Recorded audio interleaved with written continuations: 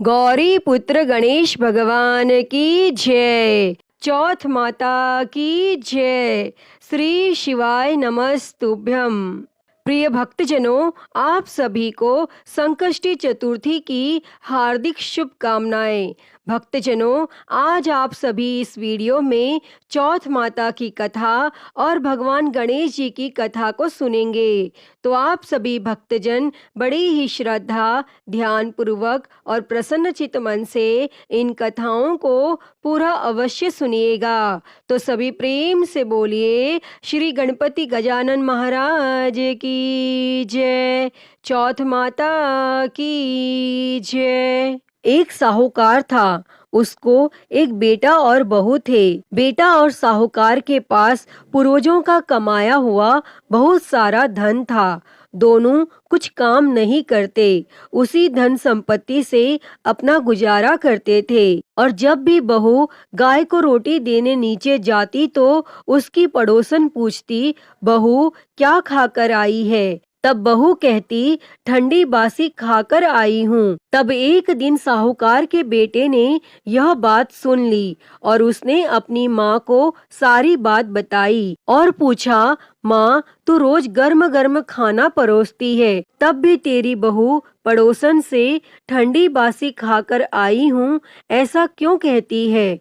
तब माँ ने कहा, बेटा मैं तो चारों थालियां एक समान लगाती हूँ, पर यदि तेरे को विश्वास नहीं हो तो कल अपनी आंखों से देख लेना। और फिर दूसरे दिन बेटा तबीयत खराब होने का बहाना करके लेट गया और उसने देखा कि उसकी पत्नी ने खीर खांड का गर्मा गर्म भोजन किया और रोजाना की तरह वो नीचे उतरी। तब पड़ोसन ने पूछा, बहू क्या खाकर आई है? और उसने वही रोजाना वाला जवाब दिया। तब उसके पति ने उसका हाथ पकड़ लिया और पूछा, अभी तो तू गर्म गर्म खाना खाकर आई है, फिर झूठ क्यों बोला? तब उसकी पत्नी ने कहा, ये धन न तो आपका कमाया है और न ही आपके पिताजी का। अगर इसी तरह धन खर्च करते रहे तो एक दिन गरीब हो जाएंगे। तब उसके पति को अपनी पत्नी की बात बुरी लगी और वह कमाने के लिए विदेश चला गया और यहाँ उसकी पत्नी 12 महीने की चौथ का व्रत किया करती थी। उसके पति को विदेश में रहते हुए 12 वर्ष बीत गए। तब चौथ माता और विनायक जी ने सोचा कि इसके पति को बुलाना चाहिए, नहीं तो इस कलयुग में हमें कौन मानेगा और कौन पूजेगा। तब चौथ माता ने उसके पति के सपने में जाकर बोली कि तू घर चला जा, तेरी पत्नी तुझे बहुत याद करती है। तब उसने कहा, हे चौथ माता, मेरा कारोबार फैला हुआ है, इस तरह छोड़कर नहीं जा सकता। तब चौथ माता ने कहा, कल प्रातः स्नान ध्यान से निवृत्त होकर पूजन कर घी का दीपक जलाकर चौथ माता विनायक जी भगवान का नाम लेकर बैठ जाना, हिसाब हो जाएगा, देने वाले दे जाएंगे, लेने वाले ले जाएंगे। और उसने सुबह उठकर वैसा ही किया और उसका सारा कारोबार एक दिन में ही सिमट गया। और फिर जब वह घर जा रहा था तो रास्ते में एक सांप जलने के लिए जाता हुआ मिला। तब उसने सोचा सांप जल जाएगा और उसने सांप को सिसकार दिया। तभी सांप ने कहा, हे पापी दुष्ट, मैं तो अपनी सर्प योनि से मुक्ति पाने जा रहा था, लेकिन तूने मुझे सिसकार दिया, इसीलिए मैं तुझे डसूंगा। तब वह लड़का बोला, हे सर्पराज, तुम मुझे अवश्य डस लेना, बस मैं एक बार अपनी माँ एवं पत्नी से मिलना चाहता हूँ। आप कल रात मुझे डस लेना, मैं आपको वचन देता हूँ। और जब पति घर आया तो बहुत उदास था।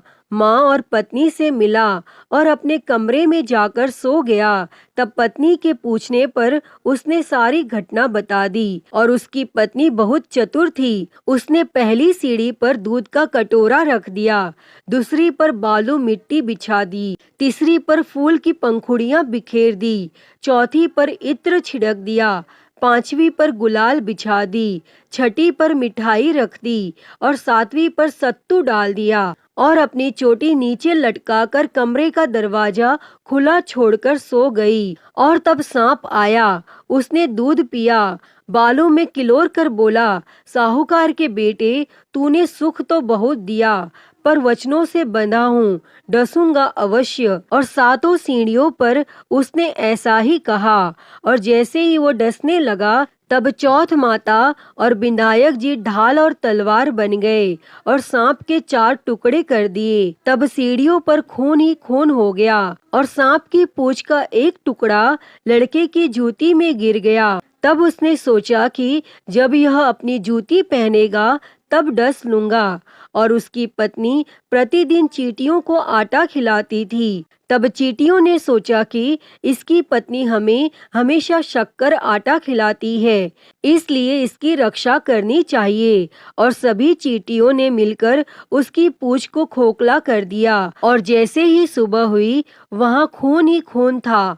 और माँ यह सब देखकर रोने लगी। उसने सोचा, मेरे बेटे बहू को किसी ने मार दिया है। तब माँ की आवाज सुनकर बेटा उठा और बोला, माँ, हमारा बेरी दुश्मन मरा है। और पूछने लगा कि मेरे पीछे से किसी ने धर्म पुण्य किया था क्या? तब माँ बोली, मैंने तो कुछ नहीं किया। और पत्नी से पूछा तो पत्नी ने कहा, मैं 12 महीने की चौथ माता का व्रत करती हूँ, इसलिए चौथ माता विधायक जी भगवान ने हमारी रक्षा करी है।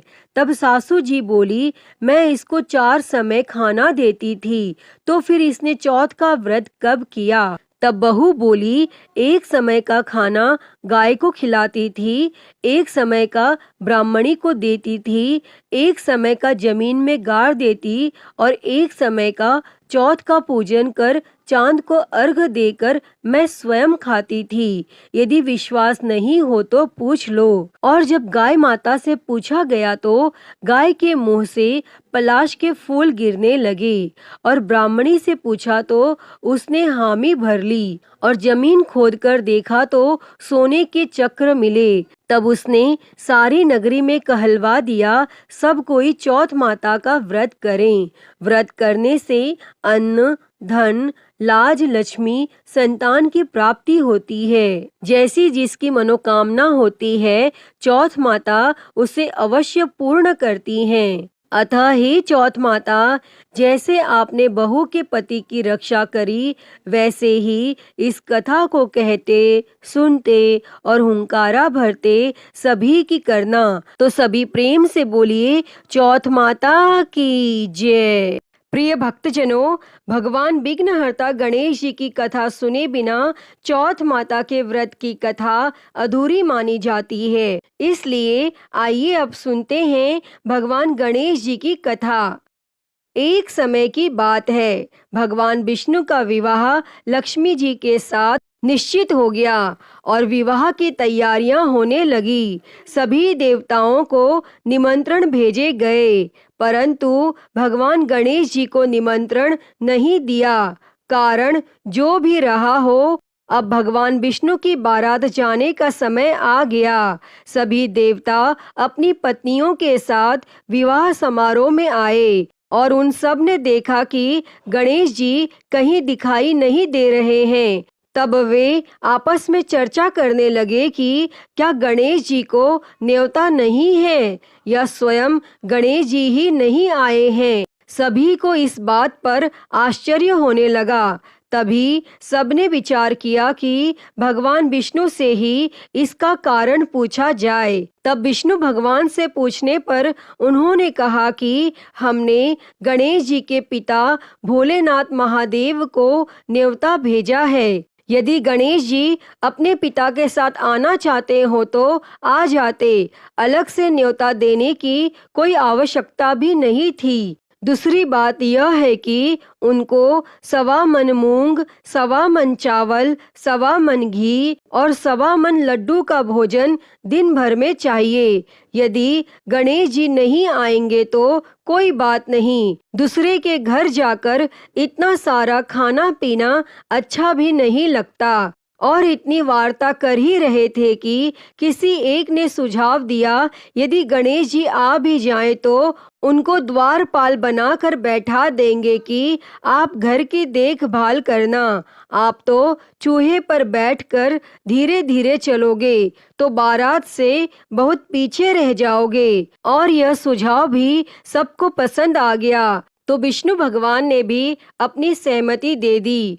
होना क्या था, इतने में गणेश जी वहां पहुंचे और उन्हें समझा बुझाकर घर की रखवाली करने बैठा दिया और बारात चल दी। तब नारद जी ने देखा कि गणेश जी तो दरवाजे पर ही बैठे हुए हैं, तो वे गणेश जी के पास गए और रुकने का कारण पूछा। तो गणेश जी कहने लगे कि विष्णु भगवान ने मेरा बहुत अपमान किया है। तब नारद जी ने कहा कि आप अपनी मूषक सेना को आगे भेज दें, तो वह रास्ता खोद देगी जिससे उनके वाहन धरती में धंस जाएंगे। तब आपको सम्मान पूर्वक बुलाना ही पड़ेगा।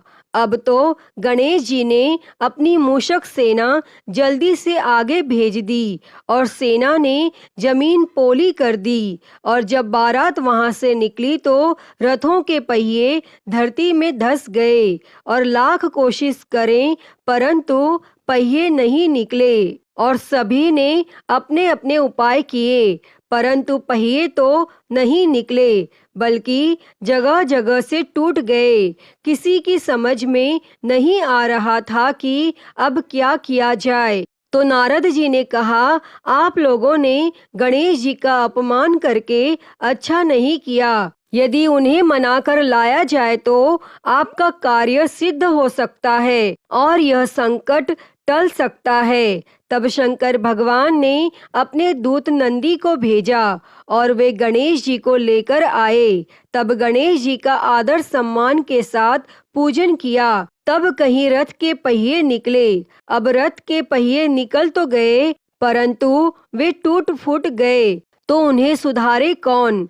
पास के खेत में खाती काम कर रहा था, उसे बुलाया गया और खाती अपना कार्य करने के लिए पहले श्री गणेशाय नमः कहकर गणेश जी की वंदना मन ही मन करने लगा। और देखते ही देखते खाती ने सभी पहियों को ठीक कर दिया। तब खाती कहने लगा कि हे देवताओं, आपने सर्वप्रथम गणेश जी को नहीं मनाया होगा और ना ही उनका पूजन किया होगा, इसलिए तो आपके साथ यह संकट आया है। हम तो मूर्ख अज्ञानी हैं, फिर भी पहले गणेश जी को पूछते हैं, उनका ध्यान करते हैं। आप लोग तो देवता गण हैं, फिर भी आप गणेश जी को कैसे भूल गए। अब आप लोग भगवान श्री गणेश जी की जय बोलकर जाएं, तो आपके सब काम बन जाएंगे और कोई संकट भी नहीं आएगा। और अब सभी को अपनी अपनी गलती का पश्चाताप हुआ और सबने भगवान गणेश की जय जयकार की और बारात वहां से चल दी। और विष्णु भगवान का लक्ष्मी जी के साथ विवाह संपन्न करा के सभी सकुशल घर लौट आए। हे गणेश जी महाराज, आपने जैसे विष्णु भगवान के कार्य को सिद्ध किया, वैसे ही सभी के कार्य को सिद्ध करना। तो सभी प्रेम से बोलिए, भगवान श्री गणेश जी की जय। प्रिय भक्तजनों, तो मैं उम्मीद करती हूँ कि आपको आज की कथा पसंद आई होगी और अगर वीडियो अच्छी लगी हो तो इसे लाइक करें, ज़्यादा से ज़्यादा शेयर करें और कमेंट बॉक्स में भगवान श्री गणेश जी की जय लिखना ना भूलें। और हरिहर भक्ति चैनल को सब्सक्राइब कर नोटिफिकेशन बेल को ज़रूर ऑन कर लें। हर हर महादेव। धन्यवाद।